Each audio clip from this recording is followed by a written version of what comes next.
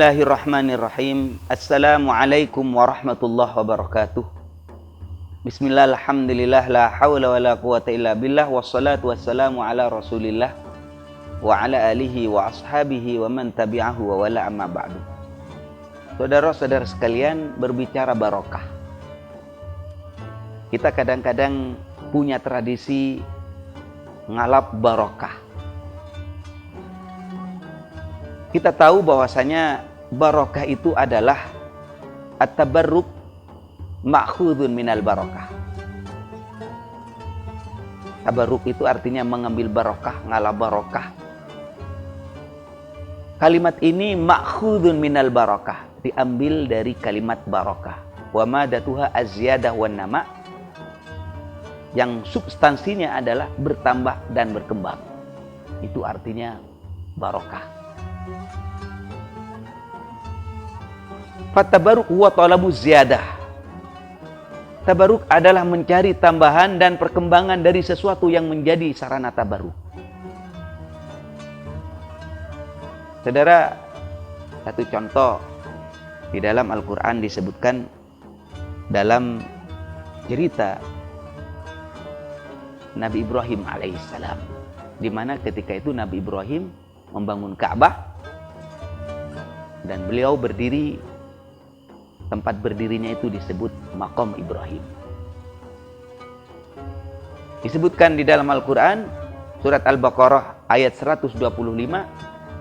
Wattakhidhu min maqami Ibrahim musalla. Wattakhidhu min maqami Ibrahim musalla. Jadikan Maqam Ibrahim itu sebagai solat, tempat solat. Jadikan Maqam Ibrahim itu sebagai tempat sholat, musolla. Saudara, di dalam kitab tafsir Al-Quranil Azim yang kita kenal dengan kitab tafsir Ibnu Katsir, disebutkan bahwasanya pernah satu ketika Sayyidina Umar radhiyallahu an bertanya kepada Nabi, "Ya Rasulullah, Hada maqamu khalili Rabbina." Ini makam tempat berdirinya Nabi Ibrahim mendirikan Ka'bah. Benar ya Nabi? Oh, benar. Qala na'am. Benar. Qala afala nattakhidhuhu musalla. Boleh enggak kita jadikan tempat salat? Katanya Sayyidina Umar radhiyallahu anhu. Kemudian panazalat, turunlah ayat petunjuk dari Allah langsung, wattakhidhu min maqami Ibrahim musalla. Jadikanlah sebagian maqam Ibrahim tempat sholat, yang kemudian dijadikan tempat sholat di belakang maqam Ibrahim, yang tempat tersebut diantara salah satu tempat yang mustajabah, tempat yang mudah dikabulkan oleh Allah di saat kita melaksanakan umrah atau haji atau tawaf. Di dalam Al-Quranul Karim, Allah Subhanahu wa ta'ala juga menjelaskan berkaitan dengan tabarruk ini. Ya, ini kisah daripada Nabi Yusuf alaihi salam. Idhabu biqamisi hadha fa'alquhu ala wajhi abi ya'ti basira. فَلَمَّا أَنْ جَاءَ الْبَشِيرُ أَلْقَاهُ عَلَى وَجْهِهِ فَارْتَدَّ بَصِيرًا. Katanya Nabi Yusuf alaihissalam, idhabu biqamisi, pergilah kamu dengan membawa baju gamisku ini, bajuku ini. Fa'alqu ala wajhi abi ya'ti basira, lalu letakkan dia ke wajah ayahku. Ya'ti basira, nanti ia akan melihat kembali. Saudara, yang dibawa oleh saudaranya Nabi Yusuf alaihissalam adalah baju, bukan mantra, bukan obat, bukan racikan, bukan ramuan, bukan. Yang dibawa baju Nabi Yusuf.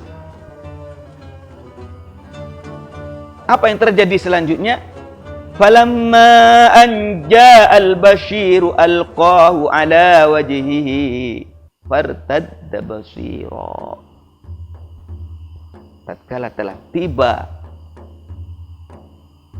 pembawa kabar gembira itu, artinya membawa baju Nabi Yusuf dan sampai kepada ayahnya Nabi Yusuf, maka saudara-saudara sekalian, diletakkanlah baju gamis itu ke wajah Nabi Yakub alaihissalam.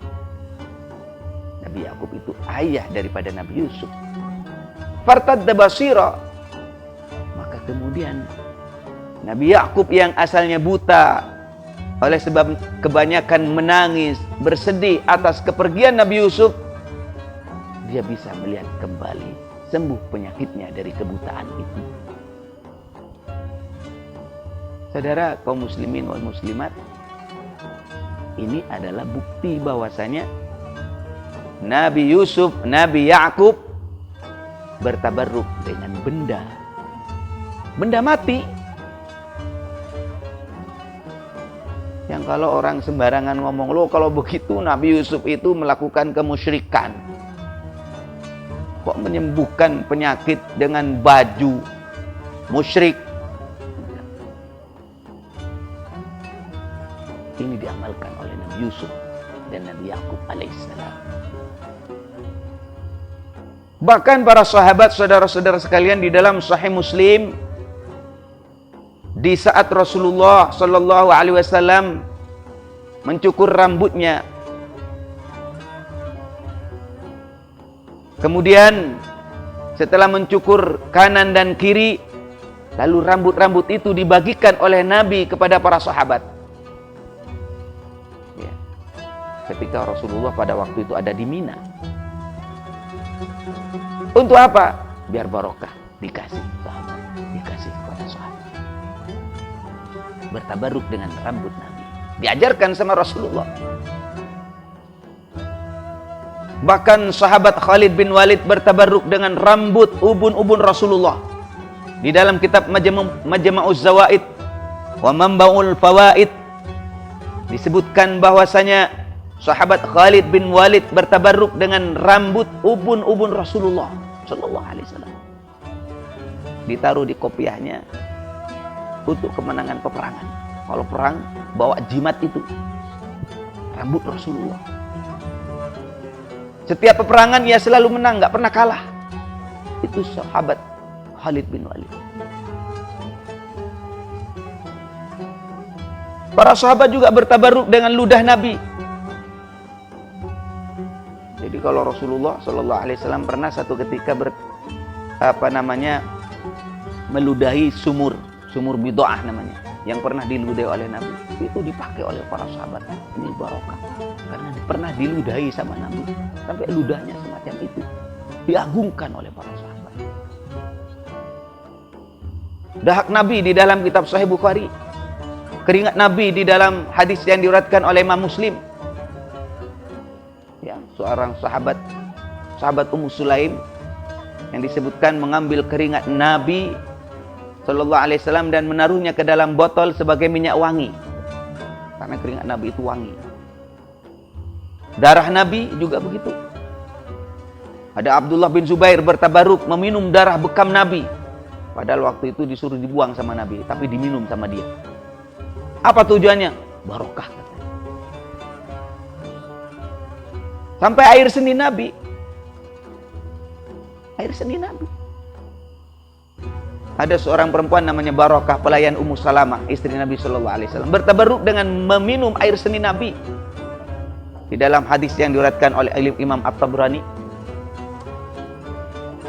Saudara, di dalam hal ini kita akan bisa menyimpulkan wa fi hadzal hadis wa ma qablahu bayanun anna sahabah kanu yuqaddisuna an-nabiy sallallahu alaihi wasallam wa yu'azzimunahu ta'ziman balighan hatta innahum kanu yatlubuna al-khaira wal barakah bi athari wudu'ihi wa basaqihi wa nakhamatihi wa dammihi wa irqihi wa baulihi. Dalam hadis ini para sahabat jelas bertabarruk, ambil barokah. Dengan apa? Dengan air wudu Nabi, dengan ludah Nabi, dengan dahak Nabi, dengan darah Nabi, dengan keringat Nabi, dengan air seni Nabi. Dan perlu dicatat, Nabi tidak pernah melarang. Pertanda apa? Bertanda bahwasanya bertabaruk semacam ini bukan syirik ketika dilakukan oleh seorang mukmin sepanjang masa. Para hadirin, pernah satu ketika seorang ulama mujtahid, beliau adalah Al-Imam Ahmad bin Hanbal, di dalam kitab Al-Ilal wa Ma'rifat Rijal, beliau satu ketika menjelaskan seorang laki-laki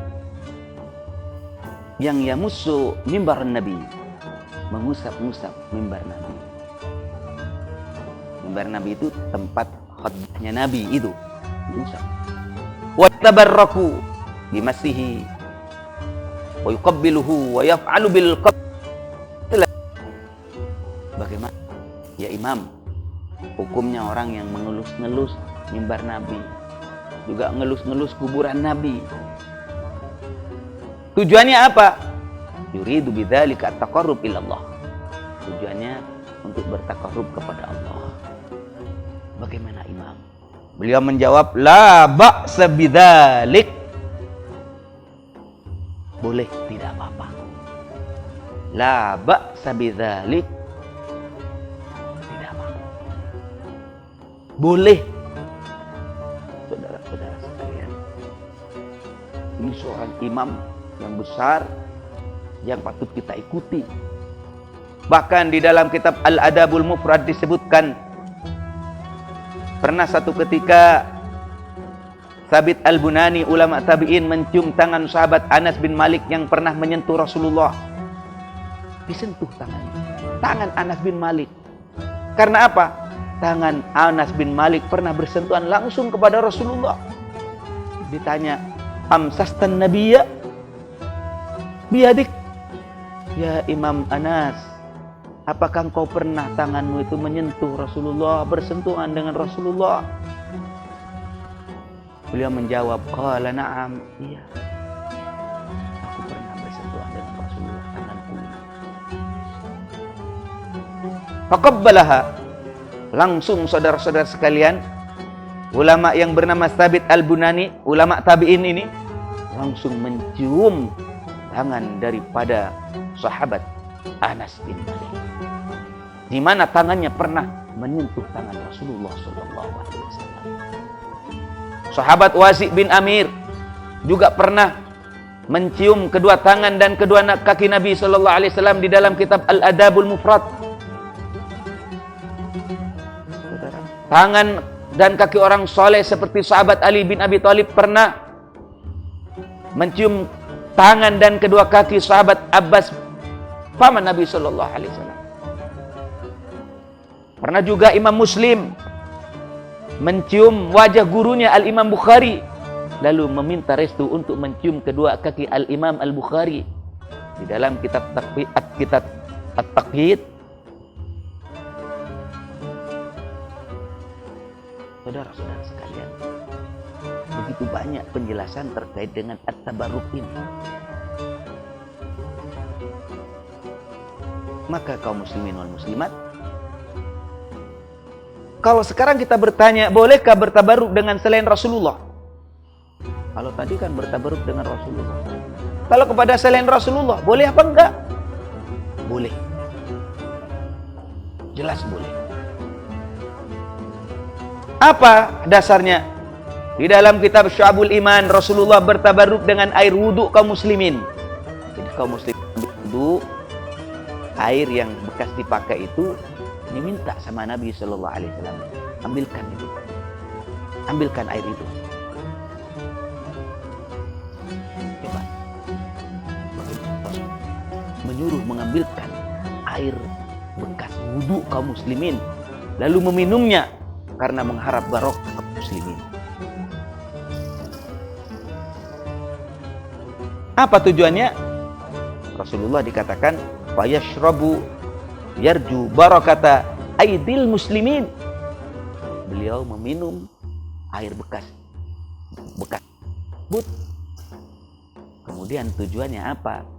Beliau mengharap berkah daripada kaum muslimin. Artinya Rasulullah justru mengambil barokah bukan pada dirinya, kepada orang lain.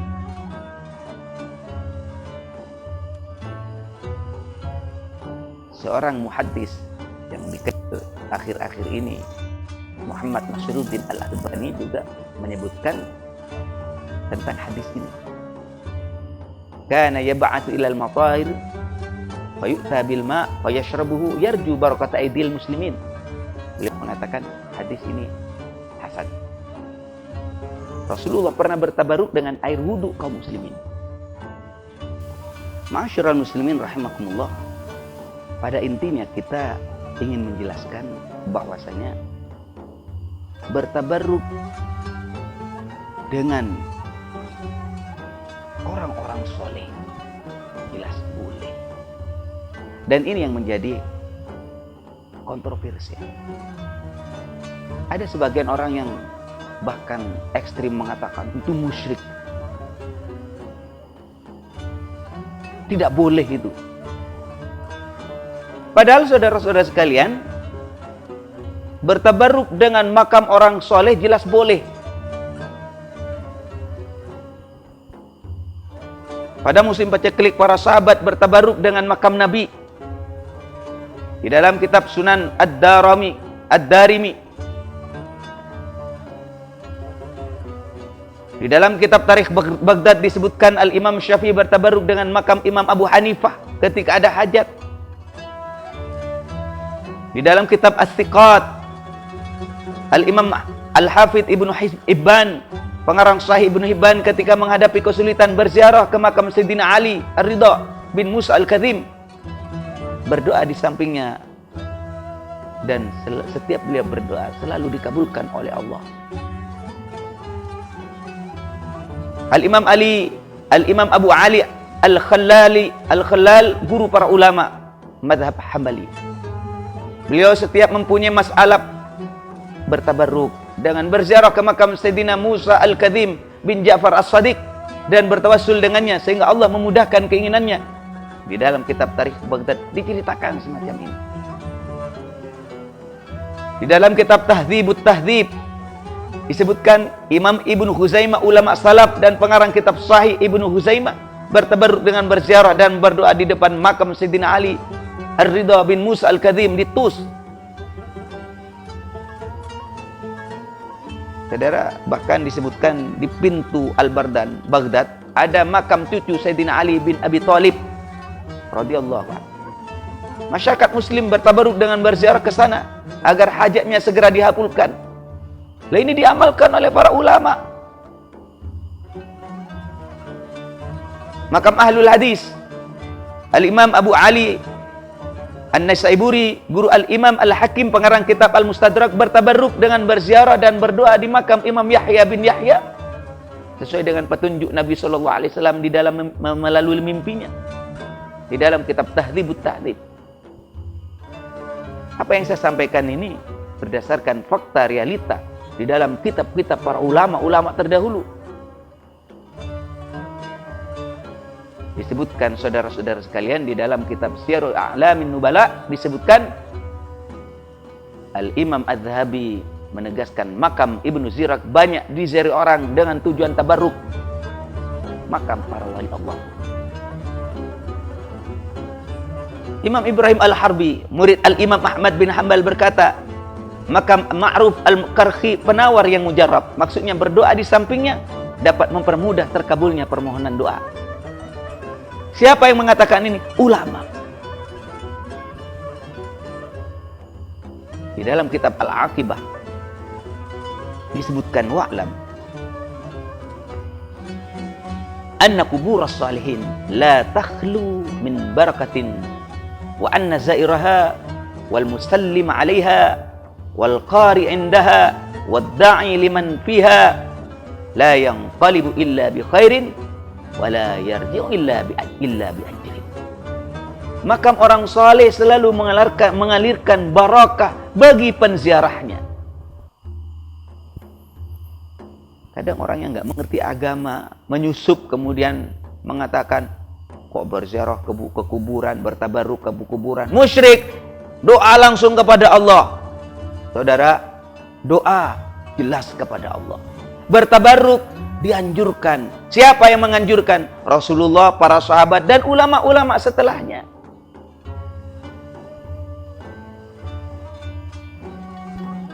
Ini saudara-saudara sekalian. Al-Imam Al-Hafidh Adz-Dzahabi, beliau mengatakan, makam para wali itu barakah. Berdoa di sana memudahkan terkabulnya doa. Saya ulangi lagi, memudahkan terkabulnya doa. Doa kepada Allah.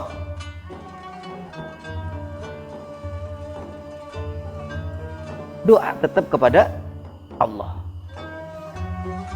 Ini yang saya maksud dengan tabarruk. Saudara, Al-Imam Al-Hafidh Abdul Ghani bin Sa'id Al-Maqdisi Al-Hambali bertabarruk. Bertabarruk itu artinya mengambil barokah, berziarah ke kuburan itu dengan makam Ahmad bin Hambal ketika terkena bisul tidak sembuh-sembuh. Beliau itu terkena bisul tidak sembuh-sembuh. Lama penyakit itu nggak sembuh. Kemudian apa yang dia lakukan? Ia usapkan tangan itu ke makam Imam Ahmad, lalu penyakit itu sembuh, tidak kambuh lagi. Saudara, di dalam kitab Al-Mawsu'ah Al-Yusufiyah fi bayani adillatis sufiyah itu disebutkan seperti itu. Al-Fakir kami sendiri hanya mengutip pandangan-pandangan para ulama, amaliyah-amaliyah para ulama, sehingga kami umat Islam setelahnya harus ikut ulama. Di mana ulama itu adalah warasatul anbiya, waris para nabi. Banyak orang-orang yang kemudian menyusup dengan kepentingan politik. Khawatir kalau sampai umat Islam kembali kepada ulama, baik yang hidup maupun yang mati, khawatir. Bahaya ini. Bahaya kalau umat Islam kembali kepada panutannya, kembali kepada nabinya, kembali kepada ulamanya. Militansinya tinggi kepada ulamanya. Ini alamat umat Islam akan bersatu menjadi kuat. Karena itu propaganda mengatakan ziarah kubur, bertabaruk kepada kubur, itu bid'ah, itu musyrik, kafir. Naudzubillah. Sampai hari ini saya melihat begitu semangatnya mereka itu, bukan hanya sekedar kata-kata, tetapi menghancurkan makam di mana-mana. Dan itu tidak diajarkan sedikit pun oleh pendahulu-pendahulu kita, saudara-saudara sekalian. Sejatinya sederhana, ingin menghilangkan jejak daripada orang-orang soleh di tengah-tengah kaum muslimin. Al-Imam Al-Hafidh Al-Khatib Al-Baghdadi wafat 463 Hijriah, pengarang Tarikh Baghdad, bertabaruk dengan makam Imam Bishr Al-Hafi, ulama sufi dan wali Allah. Dan beliau berdoa, ya Allah, saya pingin kalau mati saya dimakamkan di sini. Saya pingin makamkan di sini dengan barokah Imam Bishr Al-Hafi. Ya Allah, tolong kami mohon dikabulkan doa saya. Ya Allah, saya bertabaruk kepada beliau. Semoga saya kalau wafat dikuburkan di samping beliau. Dan nyatanya doanya diterima oleh Allah. Beliau dimakamkan di sana. Pada masa Ibnu Taimiyah abad ke-7 dan 8 Hijriah, banyak ulama yang ahli ibadah dan memiliki karamah, memilih berdoa dan beribadah kepada Allah di depan makam orang-orang soleh. Dan itu disebutkan oleh Imam Ibnu Taimiyah. Waqad adrakna fi azmanina wa ma qaraba min dzawil fadli ilman wa amalan man kana yataharra du'a indaha awil uquf 'alaiha. Wa fi man kana bari'an fil ilmi wa fi man kana lahu karamat. Beliau menyebutkan, beliau mengakui amaliyah tersebut ada pada masanya. Imam Syafi'i bertabarruk dengan air rendaman baju Imam Ahmad bin Hambal. Ahmad bin Hambal meninggalkan beberapa peninggalan, diantaranya baju. Ditanyakan oleh Imam Syafi'i, mana baju beliau? Baju tersebut dipakai oleh Imam Ahmad ketika disiksa oleh penguasa Bani Abbasiyah dalam tragedi Mihnah Kemakhlukan Al-Quran. Saat itu ada peristiwa di mana Imam Ahmad bin Hanbal dihukum, dan beliau memakai baju itu. Kemudian diminta oleh Imam Syafi'i, sini saya mau pakai, saya mau cuci dan airnya saya mau pakai untuk berwudu. Ya. Saudara-saudara sekalian,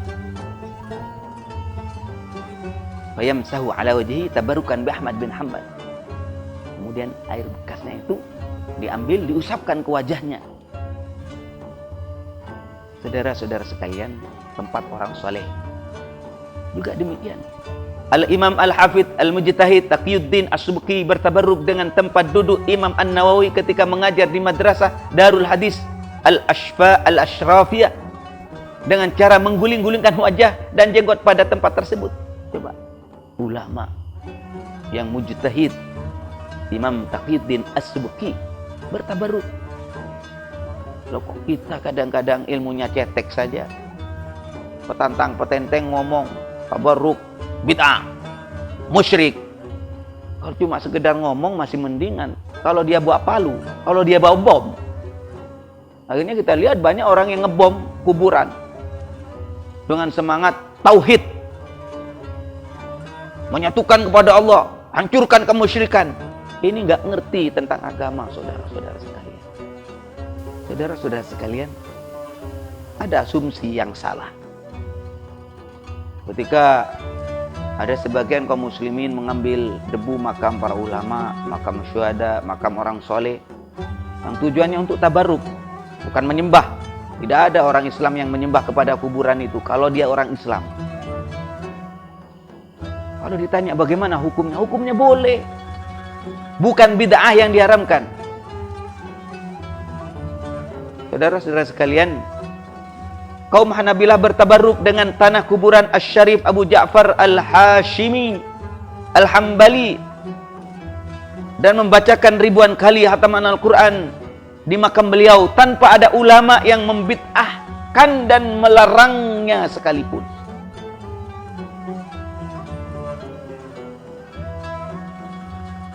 Saudara, bahkan para pengagum Imam Ibnu Taimiyah bertabarruk dengan tanah kuburan Ibnu Taimiyah untuk kesembuhan sakit mata. Saudara-saudara sekalian, itu di antara hal-hal yang kami sampaikan. Memang ada di dalam kitab Al-Musannaf disebutkan, sebagian kelompok ada yang berasumsi bahwa Sayyidina Umar bin Khattab radhiyallahu an melarang tabarruk dengan asar atau peninggalan orang-orang soleh dengan dasar katanya hadis mauquf riwayat Ibnu Abi Syaibah dan lain-lain ketika melihat orang yang mengunjungi masjid yang pernah ditempati Rasulullah Shallallahu Alaihi Wasallam sholat. Umar berkata begini, begitulah ahlul kitab itu celaka menjadikan peninggalan para nabi sebagai gereja. Artinya apa? Enggak boleh. Sayyidina Umar saja mengatakan tidak boleh. Jadi bertabaruk dengan peninggalan atau asar orang-orang soleh jelas tidak boleh. Saudara-saudara sekalian, di dalam kitab Fathul Bari disebutkan pernyataan Sayyidina Umar bin Khattab radhiyallahu taala yang terkait dengan tadi, seakan-akan beliau melarang. Bukan dimaksudkan melarang tabarruk dengan asar orang-orang soleh, bekas orang-orang soleh. Akan tetapi Sayyidina Umar tidak suka orang-orang berziarah tanpa menunaikan sholat di situ, atau khawatir persoalannya disalahpahami oleh sebagian orang dan dianggapnya sebagai perkara wajib. Ini persoalannya. Anda baca di dalam kitab Fathul Bari penjelasan terkait dengan hadis atau apa yang dilakukan oleh Sayyidina Umar saat itu. Karena apa? Karena nyatanya Sayyidina Umar pernah bertabarruk. Sayyidina Umar pernah bertabarruk, saudara-saudara sekalian. Di dalam kitab Sahih Bukhari disebutkan, wahai Rasulullah, bagaimana seandainya makam Ibrahim ini kita jadikan tempat sholat? Siapa yang bertanya itu? Sayyidina Umar. Artinya apa? Sayyidina Umar bertabaruk dengan orang-orang soleh, asar orang-orang soleh, bekas orang-orang soleh. Siapa itu? Yakni Nabi Ibrahim alaihissalam.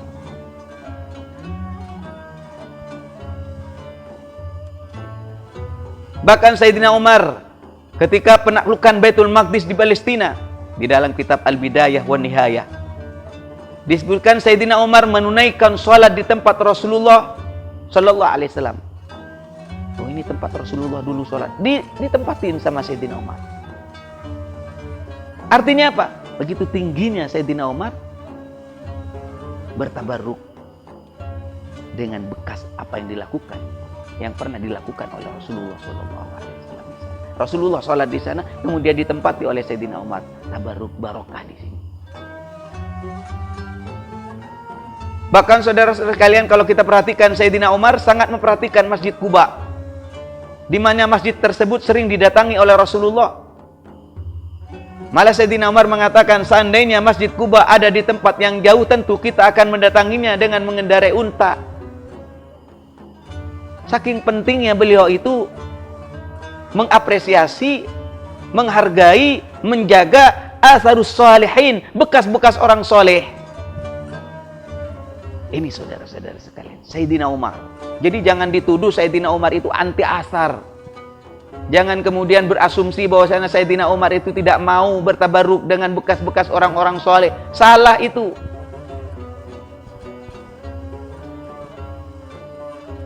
Saudara-saudara sekalian,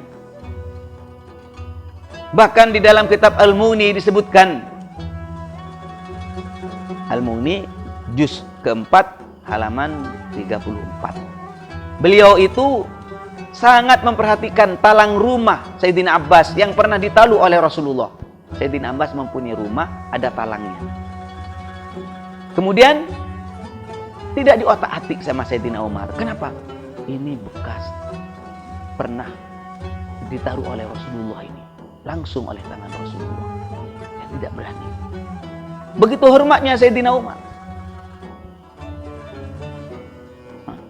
Ini saudara-saudara sekalian.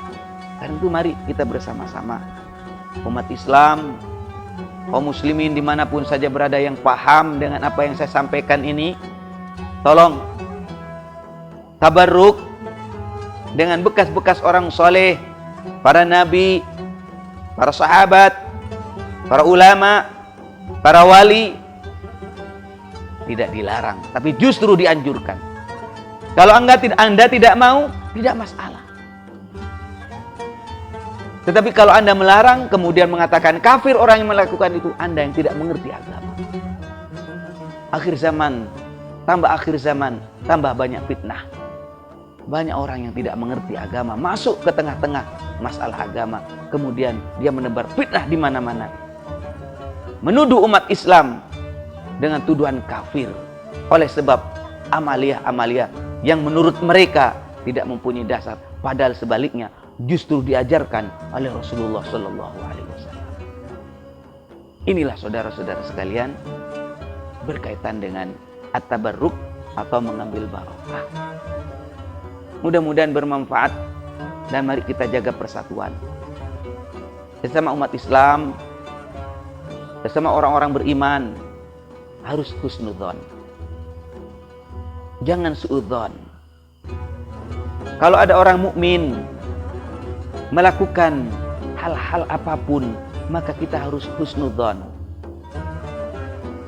Apabila katanya Imam Malik disebutkan, man sadara anhu ma yahtamilul kufra min tis'in wa tis'ina wajhan wa yahtamilul iman min wajhin, nahmil amrahu alal iman. Apabila ada orang yang mukmin, dia beriman, melakukan sesuatu yang seakan-akan kufur, 99% seakan-akan kafir sudah. Wa yahtamilul iman min wajhin, cuma tinggal 1% saja seakan-akan dia beriman. Nahmil amrahu alal iman. Tetap kita husnudzon, orang itu adalah orang beriman. Kadang-kadang cuma sekedar urusan keris, cuma sekedar urusan cincin. Bahkan saudara-saudara sekalian, apalagi urusan ziarah kubur, bertabarruk dengan kubur. kemudian dengan petantang petenteng mengatakan, oh musyrik, menyekutukan Allah kamu. Ini namanya tidak mengerti agama, saudara-saudara sekalian. Kita tetap husnudzon. Jangan sampai mengatakan kafir kepada orang mukmin, karena kalimat tersebut akan kembali kena kepada yang mengucapkan. Mudah-mudahan bermanfaat. Hadanallahu wa iyyakum ajma'in. Wassalamualaikum warahmatullahi wabarakatuh.